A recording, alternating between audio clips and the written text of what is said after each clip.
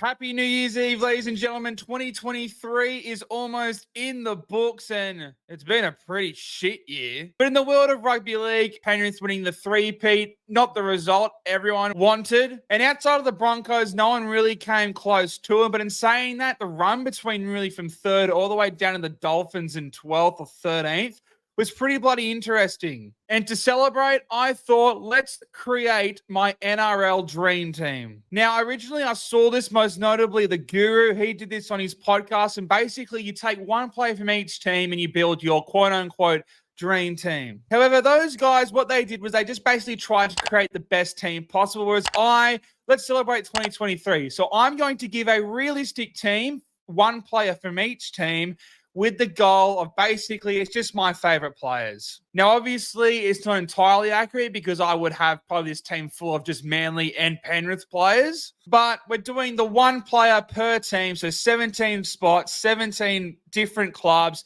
And basically, I've just tried to do my favorite player from each club. Now, obviously, we are trying to make a team, so it's not always my favorite player from each club, but you get the idea. And this is purely based on just 2023. That being said, let's kick things off with the fullback, the most popular position in sport. And at number one, Reece Walsh was very close, but I can't go past the Dally M winner, Kalen Ponga. And look, I love KP, hence why he's in the team. I still do stand by that the Dally M winner should definitely have been Sean Johnson, but I can't go past Kalen Ponga. That stretch that he had towards the back end of the year was something Turbo 2021, Barber 2012 like, carrying the Newcastle Knights from a team that many of us predicted that were in the bottom half, certainly of the ladder, going into that game against the Bulldogs. And from that point onwards, all the way until they lost that Week 2 finals game, Kalen Ponga and the Newcastle Knights absolutely turned it on and changed the club around, because now we're going into 2024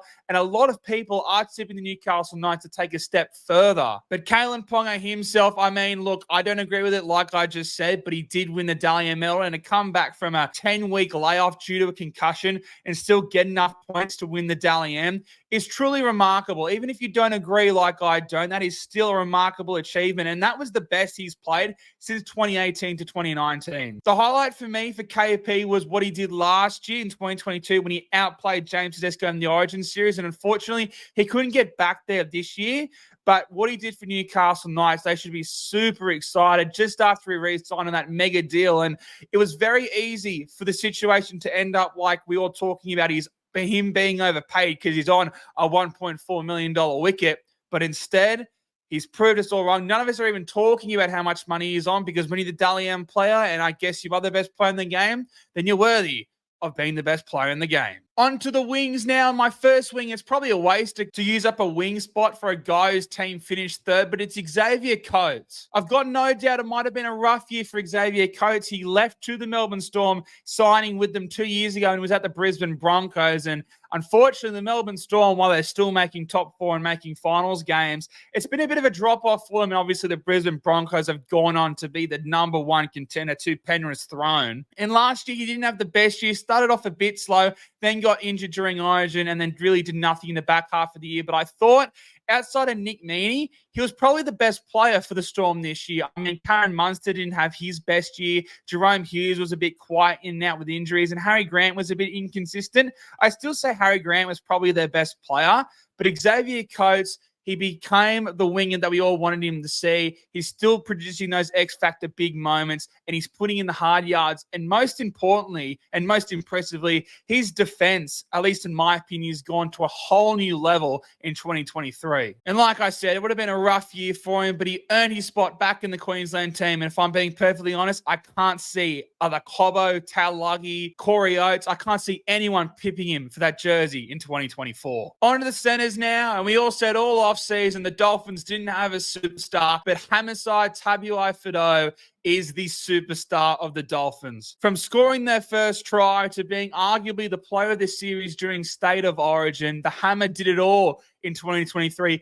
Tapping it off with an Australian at Kangaroos debut when a year ago, we weren't even sure if he was going to be able to make the Samoan team for the World Cup. An incredible year by the Hammer. a gun fullback, Wayne Bennett mixing around between fullback and center. I'm not sure if that's got anything to do with the fact that there were rumors at the beginning of the year when Herbie Farnworth signed with the Finns that he was going to be the fullback. But if I'm the Dolphins, I'm giving the keys to the city, to the hammer, giving him the number 1. I'm selling his jersey everywhere because that thing's going to make more money than happy hour at Redcliffe Leagues Club. Coming in another center spot, and look, he definitely had a quiet end to the year, but those first 12 rounds for Campbell Graham was something very, very special. I know it ended up being a weird situation in the centers for New South Wales, but to think that we're having discussions for this guy to come in and replace Tom Trbojevic or Latrell Mitchell when they were both fit and firing going into Origin just shows the level that this guy was playing at. I was there at Magic Round during the midst of it, and that was probably the last game before Campbell Graham unfortunately had a bit of a teeter off due to the end of the year, and it was because of injury. And look, South Sydney didn't do him any favors. But for a guy who's relatively been, a very good center, one that didn't have a lot of X factor, boy, he was shutting everyone up. South Sydney on top of the ladder. He was arguably the best player in the competition. And while he did teeter off to the back end of the year, that beginning was something very special. And I do think he's very much alive for an Origin debut in 2024. My other winger, and again, not probably a waste of picking a winger in these top 4 spots, but I'm going Dallin Watini-Zelezniak. What a season from him. He had a few lean years, especially at the Bulldogs and at the Warriors. He really hasn't been firing, and you thought he might be part of the collateral damage because he is a winger. He went there as a fullback on big money, but boy, oh boy, did he live up to his potential in 2023. Probably the best season he's played since he was picked as the Kiwis captain, and gosh, he delivered big time. He was such a good player. He scored tries for fun.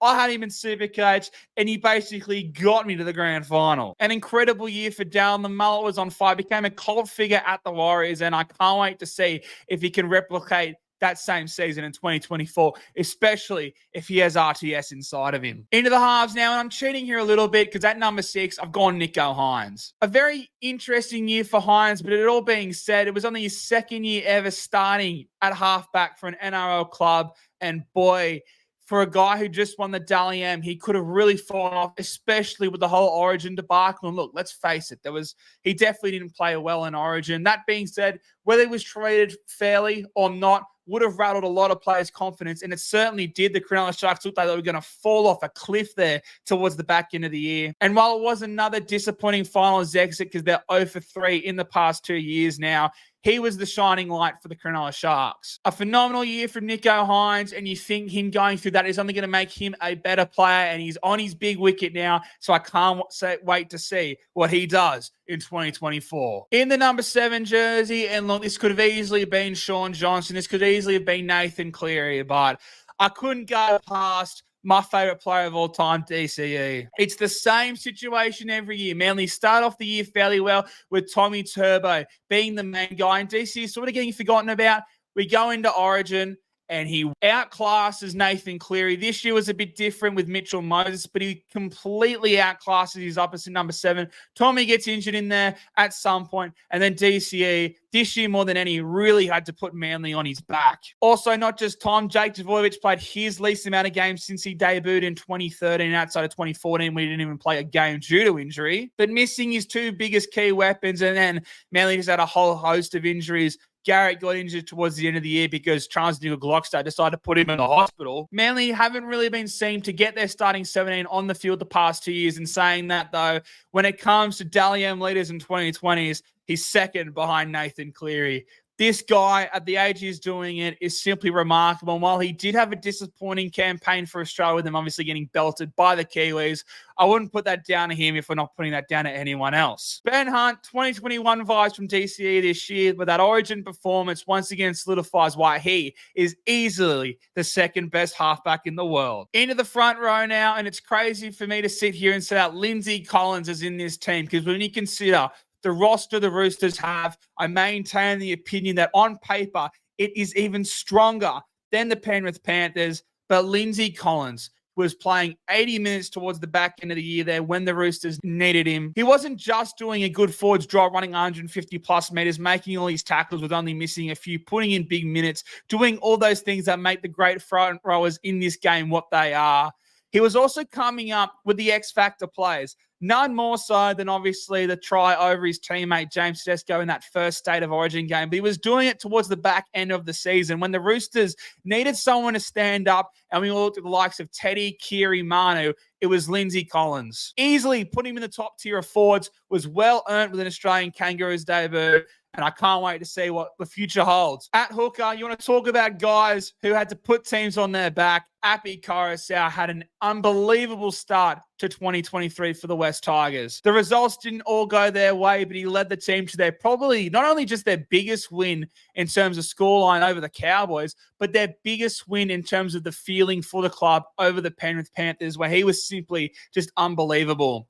This was a guy in a team that was struggling to win a single game, and he somehow forced his way into the starting number 9 jersey for New South Wales. Another phenomenal year for Api Koroisau, but it could have been really tough after going from literally one of the greatest teams of all time. But he kept the Tigers relevant until he got injured towards the back end. But with the Tigers improving again in 2024, if there's anyone who's going to lead them to somewhat of a chance of playing finals footy, it's going to be the little Fijian monster. At number 10, and this is a bit biased, but I stand up for my big front rollers because I genuinely believe that James Fisher-Harris is one of, if not the best player in the world right now. He hasn't taken a backward step against any team for the better part of 4 years, where he, along with Leota, have been the two forwards that every club has to go after and dominate for any chance of shutting down Nathan Cleary. And it's without James Fisher-Harris when those Panthers players, especially that spine, have struggled in State of Origin. I mean, in the grand final alone,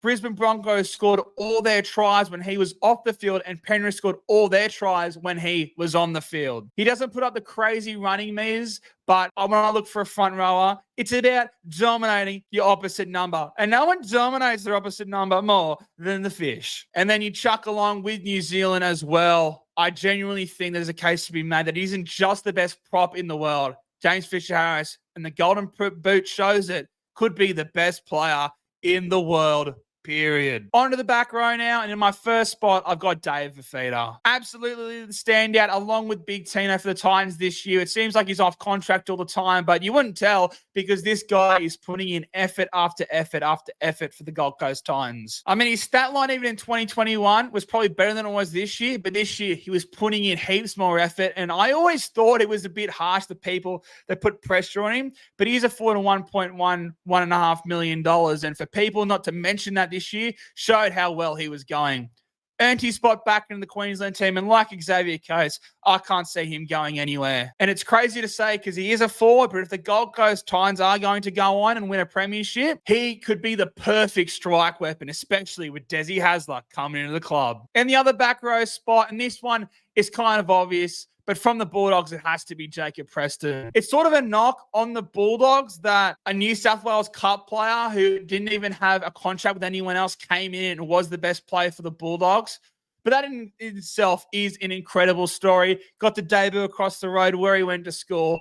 And the guy just put in effort after effort. It's easy to shine on a team like the Bulldogs. And the Bulldogs, if there's anyone they're going to look to for a culture change, it has to be the story of what Jacob Preston did in 2023. He is now a superstar because he is basically the best player and the favorite player of one of the biggest fan bases in the competition. And while it sucks Manly didn't hang on to him, what Preston can do in 2024 could be special, especially if the Bulldogs can finally start winning some bloody games. Origin potentially. And at lock, I said multiple times during the year that I thought he was the best middle forward in the world. And while I have given that, I guess, title to Fisher-Harris, Pat Carrigan is the best lock in the competition. Isaiah has the premierships and has the stats, and Carrigan didn't have the best grand final, but with how biased I am, even I look at Queensland and struggle to want any of them playing for New South Wales. But if there's one guy I desperately need, it's Pat Carrigan. I love Jake Trbojevic, it's no secret, and Pat Carrigan has Jake Trbojevic's passion that he has for Manly, for the Broncos,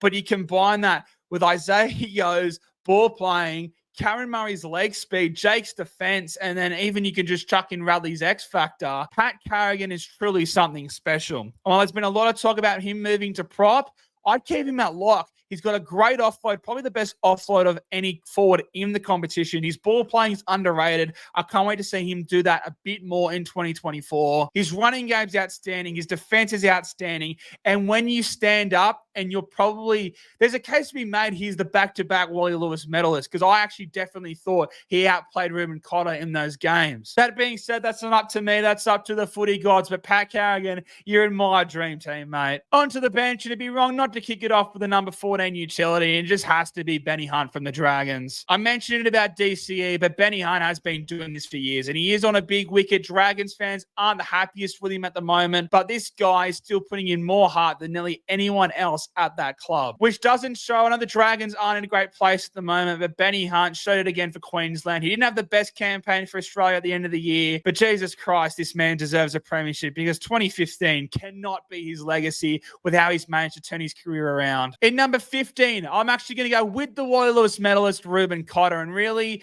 outside of him, there was no one really for the Cowboys outside of guys like Drinkwater and Dearden, who stood out for them in 2023. A very disappointing year for the North Queensland Cowboys, but Ruben Cotter, he went to Origin. I've never seen him play back row or centre before, and he outplayed all the New South Wales guys who are lining up against him in both of those positions. God, seeing him live, I've got a newfound respect for him, because he's not the biggest dude, but he plays above his weight well and truly. And I can't see him being left out of that Queensland team till the 2040s at this point. And from the Parramatta Eels, this is another easy one for me. It's got to be RCG. Now, look, it could have been Junior Borlo, but RCG had a fantastic year. His numbers are better than Junior Borlo's, and it could have been easy for him. I think in that grand final, him and Junior Borlo both got absolutely dominated by the Penrith Panthers, and that would have stung even more for Regan, considering he was one of the guys who got moved on before they created that dynasty at the Panthers. But a player like Lindsay Collins, who puts in big minutes, performs the big play, and he's always got to meet Piney, which is a great for the value. But a fantastic year for RCG, earned himself back into the New South Wales squads, and I don't even think Panthers players whinging about him is going to keep him out of it in 2024. And the final spot,